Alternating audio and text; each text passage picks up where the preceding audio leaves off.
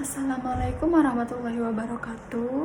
Hello everyone, let me introduce myself. My name is Armahi Febiola. I'm from 2 class management 24B with NPM 244111024.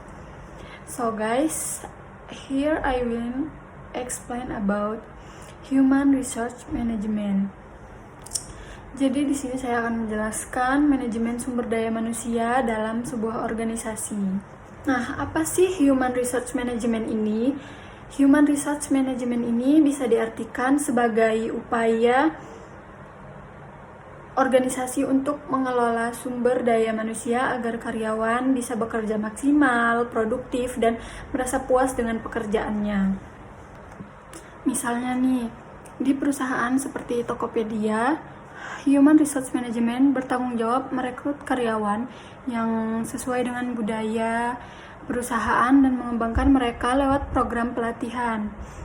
Jadi Human Resource Management itu bukan cuma tentang administrasi, tapi juga tentang membangun potensi manusia agar organisasi bisa maju. Tujuan Human Resource Management itu bukan hanya tentang merekrut orang, tetapi juga memastikan mereka berkembang, termotivasi, dan bekerja sama untuk mencapai visi organisasi. Contohnya itu yang pertama, memastikan organisasi memiliki karyawan yang tepat di posisi yang tepat. Yang kedua, mengembangkan kompetensi dan keterampilan karyawan. Yang ketiga, meningkatkan kepuasan dan motivasi karyawan. Lalu yang terakhir, menjaga hubungan baik antara manajemen dan karyawan. Tujuannya meningkatkan kepuasan kerja, bisa diwujudkan dengan membuat lingkungan kerja yang nyaman dan adil dalam memberikan penghargaan. Kalau karyawan merasa dihargai, mereka otomatis lebih semangat dan produktif. Fungsi utama Human Resource Management. Human Resource Management ini mempunyai banyak fungsi penting, mulai dari merekrut, melatih, menilai kinerja, hingga memastikan karyawan merasa dihargai melalui kompensasi dan hubungan kerja yang baik. Contohnya itu, menentukan kebutuhan tenaga kerja, memilih kandidat terbaik, meningkatkan keterampilan karyawan, mengevaluasi dan memberikan feedback, memberikan gaji, bonus, dan tunjangan, menjaga hubungan harmonis antara perusahaan dan karyawan. Jadi karyawan itu akan merasa dihargai melalui kompensasi tersebut. Setiap fungsi kan saling berhubungan. Misalnya setelah rekrutmen dan pelatihan, HR juga melakukan evaluasi lewat manajemen kinerja. Dari situ HR bisa tahu siapa yang layak dipromosikan atau siapa yang perlu dibina lebih lanjut. Proses Human Resource Management. Proses Human Resource Management ini bersifat siklikal. Setiap tahap saling terkait untuk memastikan karyawan berkembang dan organisasi tetap efisien. Seperti menganalisis kebutuhan tenaga kerja dan memilih kandidat yang tepat, memperkenalkan karyawan dan mengembangkan skill, mengevaluasi dan feedback, mengapresiasi karyawan, dan yang terakhir itu menyiapkan kader pemimpin masa depan.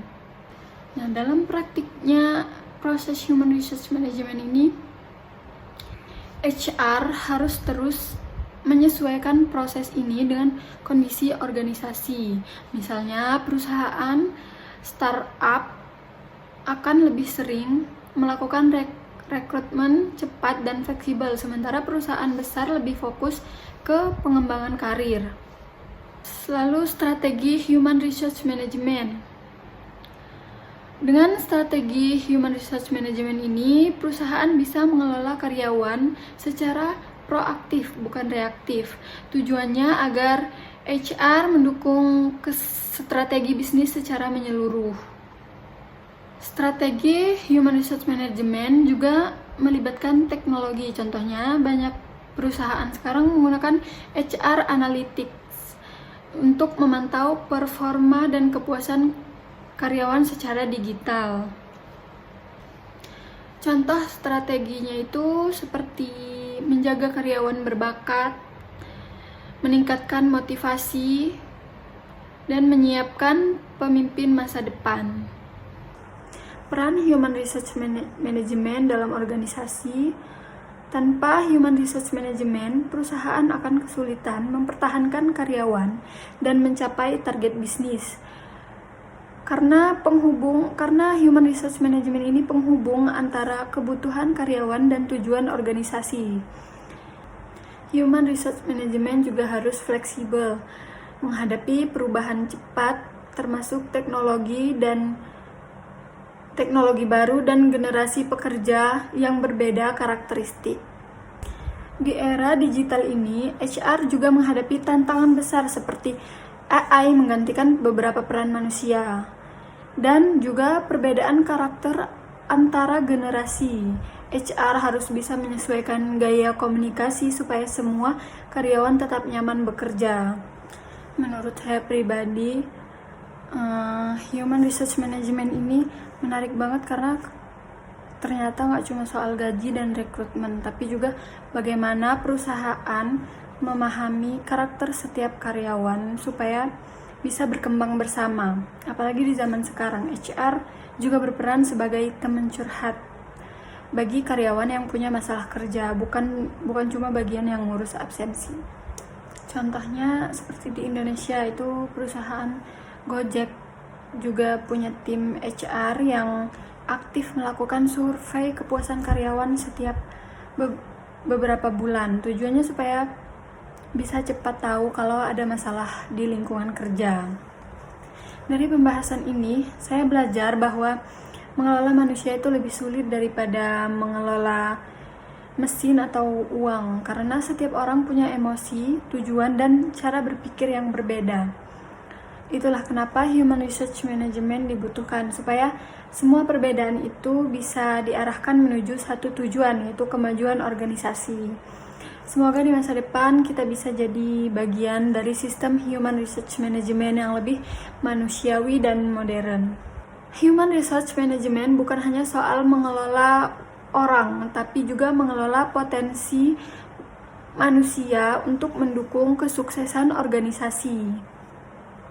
Dari semua pembahasan tadi, bisa kita simpulkan bahwa Human Resource Management bukan hanya bagian administratif, tapi juga bagian strategis yang menentukan masa depan organisasi. Jadi, sebagai calon manajer, kita perlu memahami Human Resource Management bukan dari sisi teori saja, tapi juga bagaimana menerapkannya di dunia kerja nyata. That's all the explanation for me. I end. Wassalamualaikum warahmatullahi wabarakatuh.